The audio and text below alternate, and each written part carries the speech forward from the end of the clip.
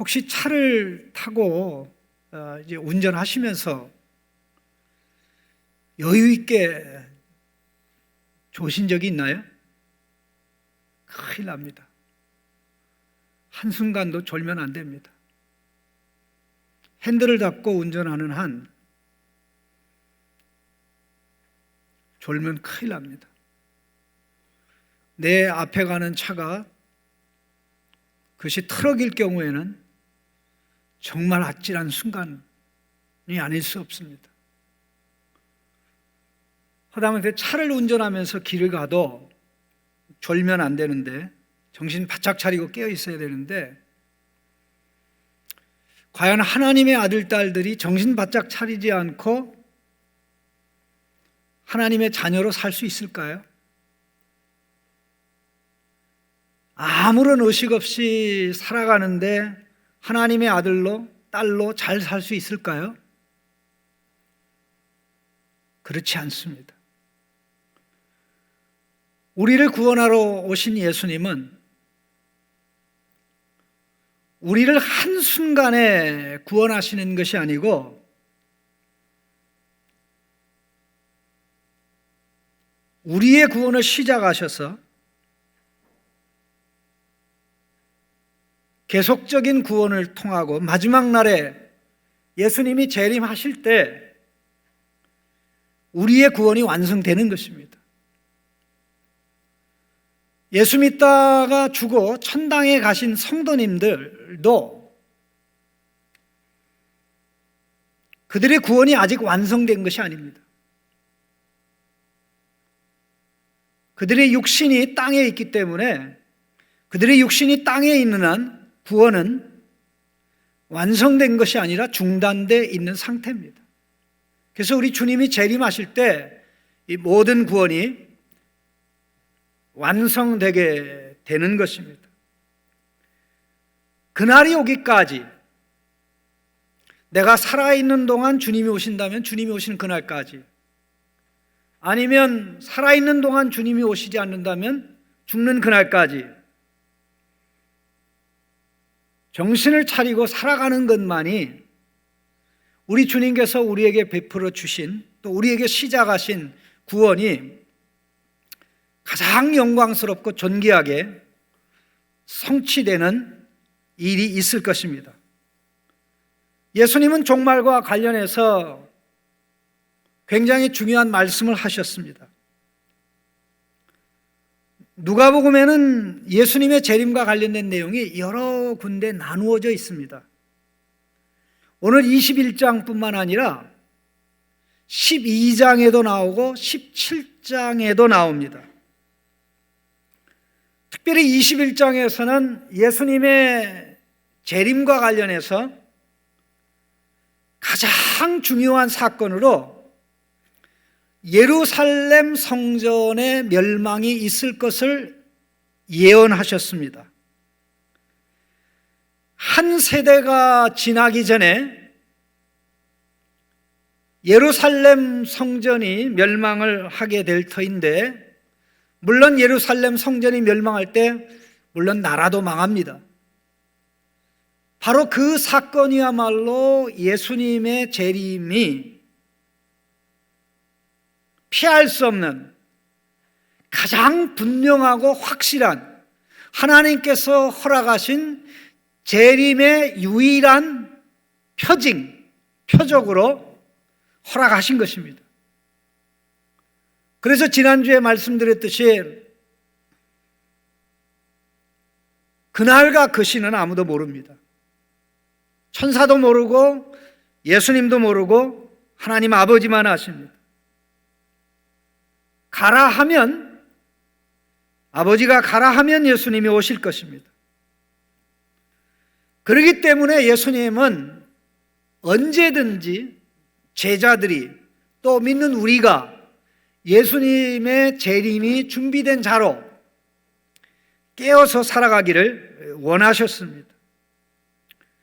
예수님이 재림하시는 그날은 우리의 구원이 완성되는 날입니다. 28절에 보면 예수님의 재림을 언급하면서 21장 28절에 너희의 속량이 가까우니라 그렇게 말씀했습니다. 구원의 완성이죠. 바로 그리고 그날은 31절에 나와 있듯이 하나님의 나라가 최종적으로 임하는 날입니다. 즉 지금까지는 하나님의 통치가 우리에게 임하지만 이제 예수님이 재림할 때는 온 세상 나라가 하나님의 나라가 되고 온 세상 나라가 하나님 나라의 땅덩어리, 영토가 됩니다. 그래서 우리는 새롭게 변화된 하나님 나라에 들어가게 되는 영광과 특권이 있는 것입니다.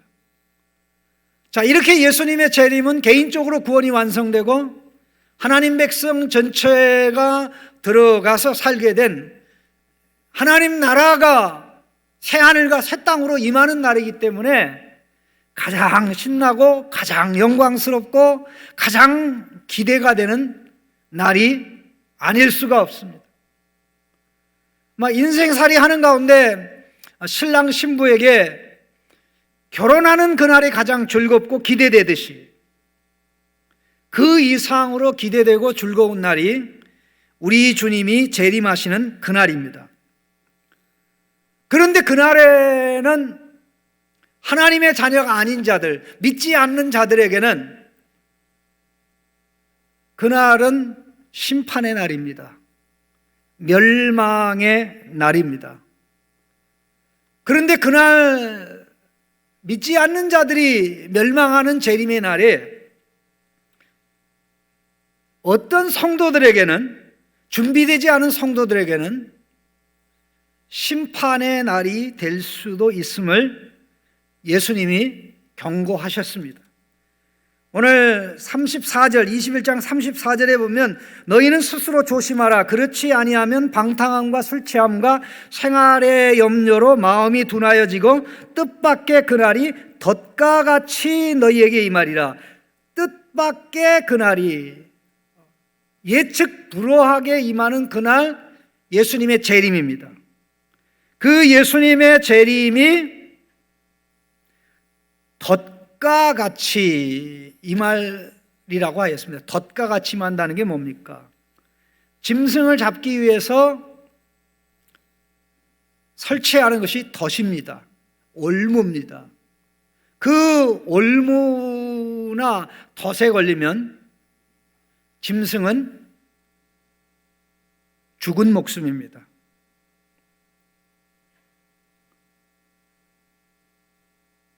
정신을 바짝 차리지 않고 정신을 잃고 조심하지 않고 살아가면, 하나님의 아들이 딸이 조심하지 않고 살아가면 마음이 방탕해지고 술 취하고 생활의 염려로 무거워져서 불신자가 당하는, 믿지 않는 자가 당하는 심판의 운명을 하나님의 자녀들도 예수님의 제자들도 당할 수 있음을 너무나 우리 주님께서 분명하게 하시기 때문에 제자들 중에 단 하나도, 성도들 중에 하나도 그런 운명을 당하는 것을 우리 주님이 원하지 아니하셨기 때문에 이 말씀을 하신 것입니다. 그렇기 때문에 우리는 종말을, 주님의 재림을 대비하면서 믿는 우리는 이 세상살이에 취하여 살지 않도록 조심해야 됩니다. 조심하지 않으면 방탕과 술 취함과 생활의 염려로 마음이 둔하여져서 재림의 날이 덫처럼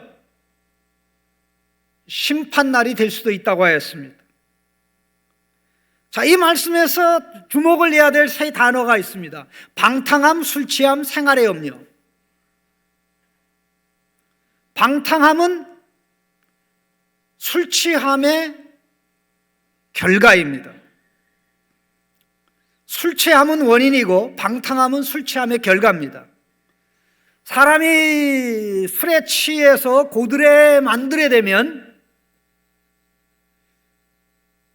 이성을 잃은 말, 이성을 잃은 행동을 합니다.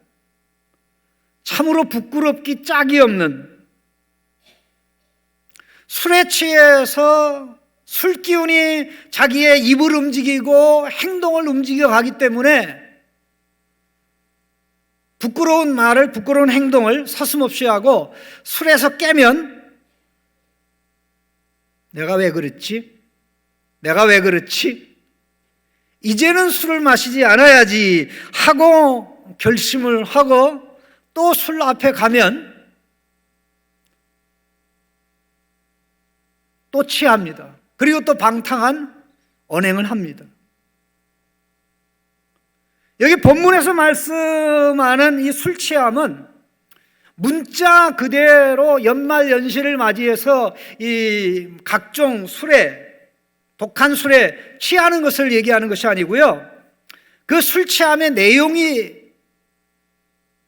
무엇이냐면요, 생활의 염려입니다. 생활의 염려.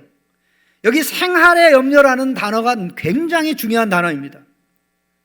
술 취함의 내용이 무슨 술에 취하냐면요, 세상살이의 염려와 걱정으로 취하는 것입니다. 세상살이라는 게 뭐죠? 세상살이라는 것은요, 이미 예수님께서 누가복음 8장에서 또 마태복음 13장에서 씨 뿌리는 자의 비유를 말씀하는 가운데 이미 말씀하셨습니다.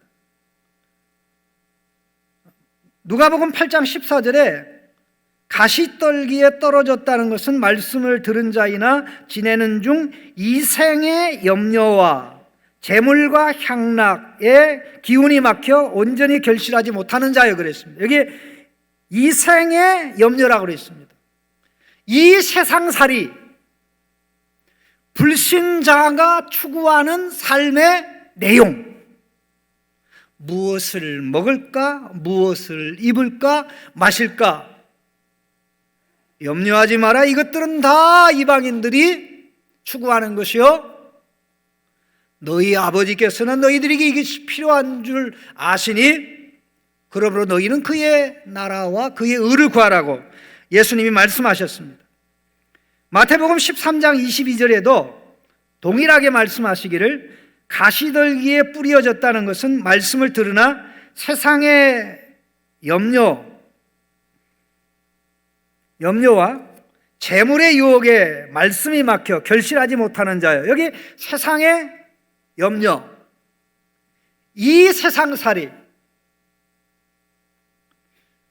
하나님의 아들, 딸들이 하나님의 아들로, 딸로 살아가는 것에 걱정하고 염려하고 고민하는 것이 아니라 우리를 둘러싸고 있는 안 믿는 사람들이 살아가는 삶의 내용을 가지고 무엇을 먹을까, 무엇을 입을까, 무엇을 마실까, 잠꼬대 할 때도 먹을 것 걱정, 입을 것 걱정, 살 것 걱정, 어떻게 자식 결혼시킬 것인가, 어떻게 좋은 며느리를, 어떻게 좋은 사이를 얻을 것인가, 온갖 그런 걱정에 취해서 하나님의 아들의 삶, 딸의 삶은 없고 불신자가 살아가는 것처럼 신자가 살아갈 수 있습니다. 언제? 삶과 자기 자신을 지켜 조심하지 않으면, 삶과 자기 자신을 지켜 조심하지 않으면 마음의 방탕함과 술취함과 생활의 염려, 불신자가 살아가는 세상에 취해서 살아가다가 갑자기 우리 주님이 오시면 불신자의 운명이 저와 여러분의 운명이 될 수 있다는 것입니다. 불신자가 재림의 나라에 멸망하는 것처럼 하나님의 자녀들도 그렇게 될 수 있다고 말씀하신 것입니다. 어떻게 우리의 구원이 완성되는 그날이 멸망의 날이 될 수 있습니까?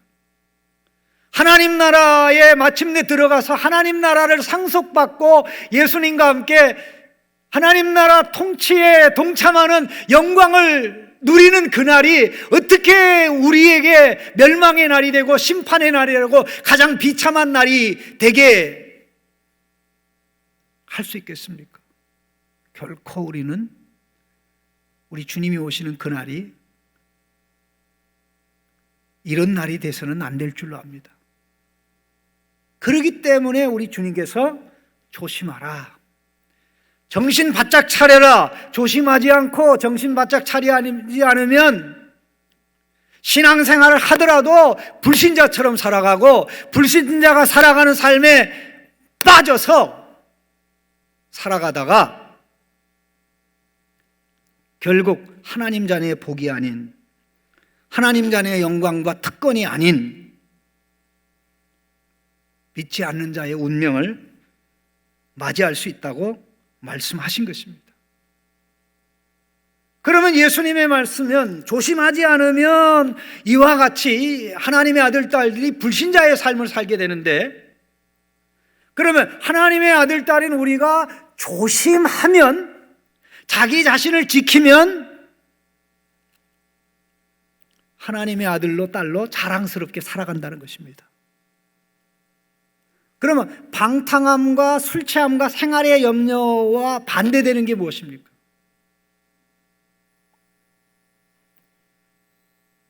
동일한 말씀을 쓰십니다. 지금 술 취함, 방탕함, 술 취함, 생활의 염려, 이게 나쁜 것들입니다. 그 앞에다가 좋은 방탕함, 좋은 술 취함, 좋은 염려 이렇게 바꿀 수도 있겠죠. 그럼 좋은 방탕함, 좋은 술 취함, 좋은 염려에 해당되는 내용이 무엇일까요? 바로 그것은 첫 번째, 성령의 인도함을 받는 삶입니다. 성령의 인도함을 받는 삶. 자, 성령의 인도함을 받는 삶을 살려면 뭐에 취해야 됩니까? 성령에 취해야 되죠. 그러면 성령에 취하려면 뭐가 필요합니까? 하나님의 말씀을 받아서 하나님의 말씀을 가지고 생각하고 하나님 말씀을 가지고 고민하면서 내가 하나님의 자녀로 살아야 되는데, 하나님의 자녀의 말을 해야 되는데, 하나님의 자녀의 행동을 해야 되는데, 하나님의 자녀로 사업을 해야 되는데, 하나님의 자녀로 직장생활을 해야 되는데 하는 하나님 자녀살이, 하나님 자녀살이의 걱정, 하나님의 자녀답게 살기 걱정. 모든 걱정이 쓸모없는 게 아니고요, 쓸모없는 걱정은 하나님이 허락하지 않은, 하지 말라고 하는 걱정이고, 하나님이 하라는 걱정이 있습니다. 어떻게 하면 내가 하나님의 나라와 그의 의를 구할지, 어떻게 하면 하나님의 아들, 딸인 저와 여러분이 하나님의 아들, 딸로 멋있게 살아갈까, 그 걱정을 하고 그 염려를 하고 그 고민을 하고 그 걱정과 염려 가운데 하나님 앞에 나와서 성령 충만함을 받으면, 성령 충만함을 받는 그날은 성령의 인도함 받는 삶을 살아서 가장 행복할 것입니다. 그리고 하루가 그렇게 끝나고 내일도 그렇게 끝나고 모레도 그렇게 끝나면 주님의 재림날이 가장 기대되는, 가장 영광스럽고 복된 날이 된다고 우리 주님께서 말씀하신 것입니다. 어떻게 하는 것이 스스로 조심해서 자기 자신을 지키는 것일까요?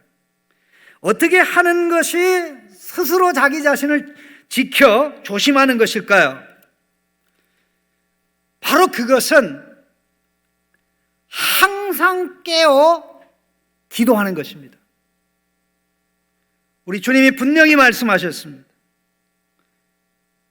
36절입니다. 36절. 그러므로 너희는 장차 올 이 모든 일을 능히 피하고 인자 앞에 서도록 항상 기도하며 깨어 있으라.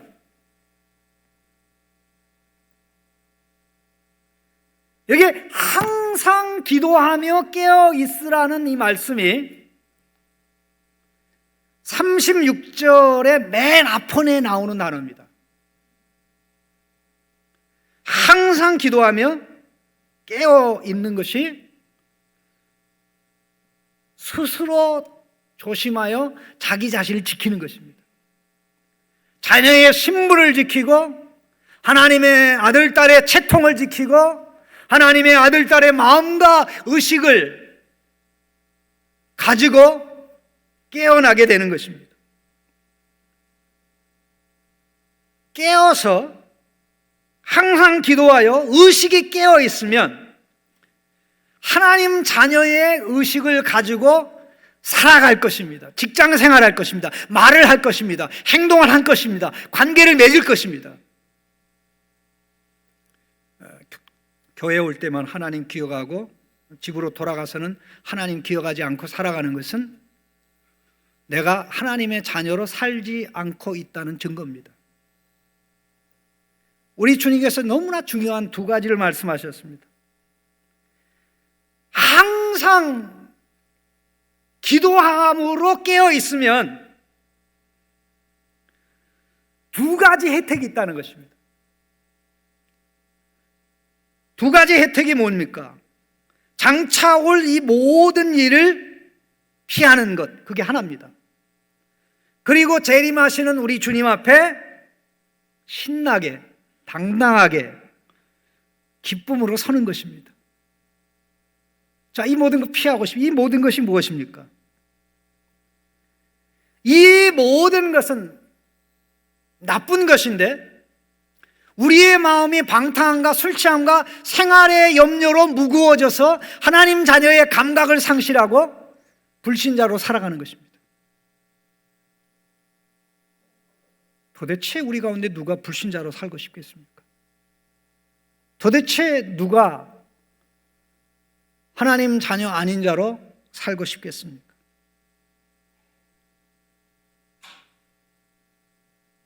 근데 깨어있지 않으면 항상 기도하는 자세와 정신으로 전환되지 않으면 불신자로 살아갈 수밖에 없다는 겁니다. 그런데 깨어있으면, 기도함으로 깨어있으면 여유 있게, 아멘, 여유 있게, 여유만만하게 이런 불신자의 삶을 피하고 우리 주님의 재림의 날이 심판의 날이 되지 않게 할 수 있다는 것입니다. 이게 하나입니다. 그리고 우리 재림하시는 인자 예수님 앞에 자랑스럽게 당당하게 기대감을 가지고 설 수 있다는 것입니다. 어떻게 사시기를 원하십니까? 여유 있게, 내가 정신을 그냥 바짝 차린다고 신자의 삶이 오는 게 아니고 불신자의 삶이 떠나가는 게 아닙니다. 하나님의 아들의 삶을, 딸의 삶을 살기 위해서는 우리를 아들로, 딸로 만들어주신 하나님 앞에 예수님의 이름으로 나와서 하나님 도와주세요, 아들로 살게, 딸로 살게, 예수님처럼 살게 성령으로 도와주시고 붙들어 주세요 하는 이 기도가 있어야 됩니다.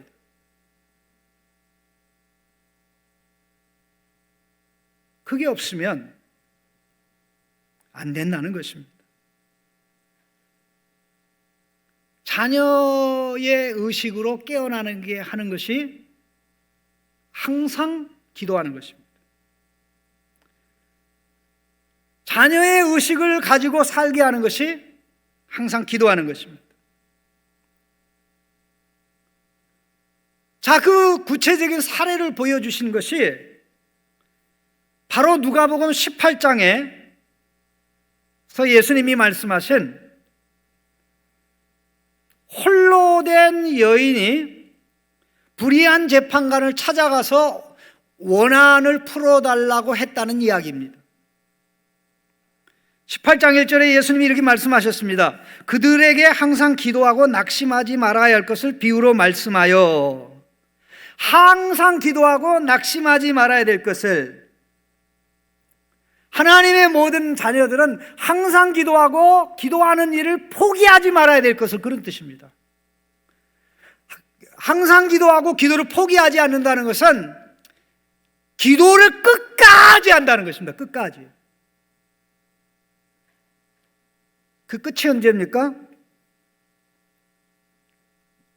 멀게는 우리 주님이 재림하실 때까지, 가깝게는 내가 죽을 때까지. 이 홀로 된 여인이 억울함을 당했습니다. 재판관을 찾아갔는데 그 재판관이 아마 하나밖에 없었던 것 같아요, 그 도시에. 그런데 그 재판관이 하나님을 경외하지도 않고 사람을 무시하는 존재입니다. 돈만 밝히는, 누구든지 돈만 갖다 주면 죄가 있든 없든 돈 갖다 주는 사람의 원하는 대로 판결을 내려주는 사람입니다.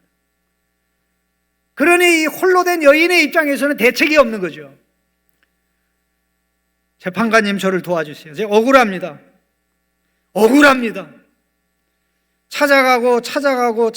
찾아가는데 한동안은 이 재판관이 콧방귀도 안 꼈어요. 나한테 찾아오려면 돈이라도 가지고 찾아오지. 그러다가 이 여인이 사생결단하고 재판장이 이기나 내가 이기나 해보자 하고 계속해서 찾아가니까 너무 귀찮아가지고 재판관이 하루는 내가 말이야 왜 이렇게 이 홀로 된 여인 때문에 마음고생을 하고 귀찮음을 당하지? 하고는 여인을 불러서 그대의 원한이 뭐냐 하고 원한을 풀어줬습니다. 이때 재판관이 한 말이 이것입니다.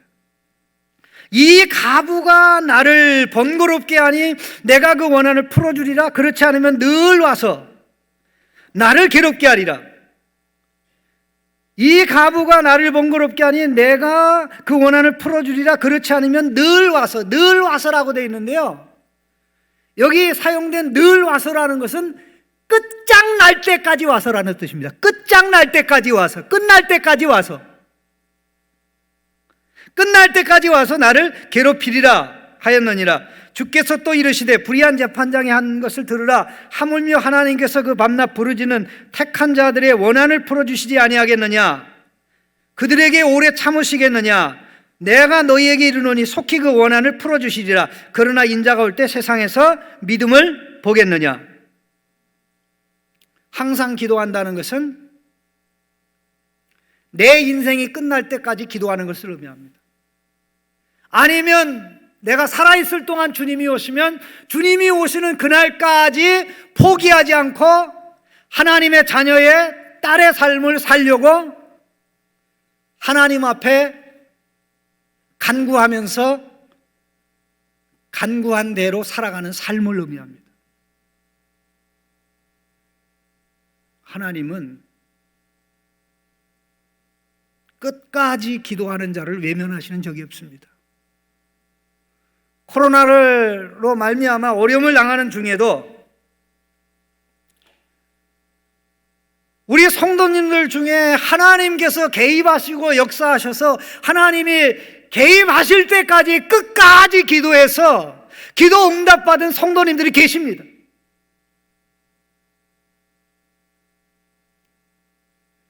재판에 있어서 정말 해결의 가능성이 없는 그러한 상황에 있던 분이 하나님이 개입하셔서 문제가 해결된 경우도 있고, 질병 문제도 하나님이 기가 막히게 해결하신 경우도 있고, 하나님은 하나님이 응답하실 때까지 끝까지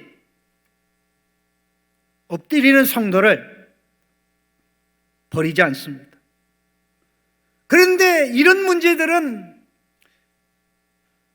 응답이 되면 금방 끝나는 문제들도 있습니다. 그러나 하나님 자녀의 원한, 하나님 자녀의 영적인 원수들의 문제는 하루아침에 끝날 문제가 아닙니다. 성도들의 원수가 뭡니까? 7절 말씀에 택하신 밤낮 부르짖는 택한 자들의 원한을 풀어주지 않겠느냐. 8절에 속히 그 원한을 풀어주리라. 하나님의 아들 딸들의 원한이 뭡니까? 원한이 뭡니까? 하나님의 아들 딸들의 원한은, 그 원수는 죄가 원수예요. 옛사람이 원수예요.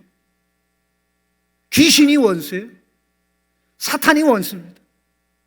우리 안에 있는 온갖 각종 죄악들이 원수요. 이런 것들이 안에서 밖에서 우리가 하나님의 아들로 딸로 자랑스럽게 살아가지 못하도록 막기 때문에, 하나님이 이 원수 때문에 내가 자녀의 말을 못하고 자녀의 행동을 못하고 예수님의 모습을 보여주지 못하니 나를 도와주세요. 나를 도와주세요. 나를 도와주세요. 내 안에 꿈틀거리는 이 죄가 내 입을 주장하지 못하도록, 내 생각을 주장하지 못하도록, 내 삶을 이끌어가지 못하도록 이거 찌그러주세요. 눌러주세요. 오늘 기도하고 내일 기도하고 날마다 기도하면, 기도하는 만큼, 기도하는 그날은 다른 날보다 하나님의 아들로 딸로 자랑스럽게 구별되게 살아가게 되는 것입니다. 이런 삶이 날마다 연속될 때, 그날 중에 그렇게 살다가 죽거나 그렇게 살다가 주님이 재림하시면 그날은 수지 맞는 날입니다. 가장 영광스럽고 복된 날입니다. 우리 주님께서는 우리가 그렇게 살기를 원하십니다. 인자가 올 때에 세상에서 믿는 자를 보겠느냐라고 예수님이 질문하지 않고, 인자가 올 때에 세상에서 믿음을 보겠느냐 그랬습니다. 누가 끝까지 기도합니까? 누가 기도하고 하나님의 자녀로 삽니까? 믿음을 가진 성도가 그렇게 하죠. 믿음이 없이는 하나님 앞에 나올 수 없고, 믿음이 없이는 자녀의 기도를 할 수 없고, 믿음이 없이는 하나님의 아들로 딸로 살아갈 수가 없습니다. 날마다 하나님 앞에서 살아가려고 몸부림치는 이러한 성도는 삶의 연장에 나가서 하나님의 아들로 딸로 살아가기 때문에 예수님이 재림하는 그날 가장 신나고 영광스럽고 구원이 완성되고 하나님 나라를 상속받아 누리게 되는 영광이 있는 것입니다. 그런 모든 성도가 되시기를 주님의 이름으로 축복합니다. 하나님, 이 시간 기도합니다. 운전대를 잡고 졸아도 사고가 나는데 하나님의 자녀인 우리가 정신을 잃고 살지 않게 하시고, 정신을 바짝 차리고 자녀의식을, 자녀의 기쁨과 감격을 가지고 살아갈 수 있도록 기도의 자리로 나오고 기도하였기 때문에 구별되게 하나님의 아들로 딸로 살아가는 날이 날마다 진행되게 하여 주시옵소서. 예수 그리스도의 이름으로 기도하옵나이다.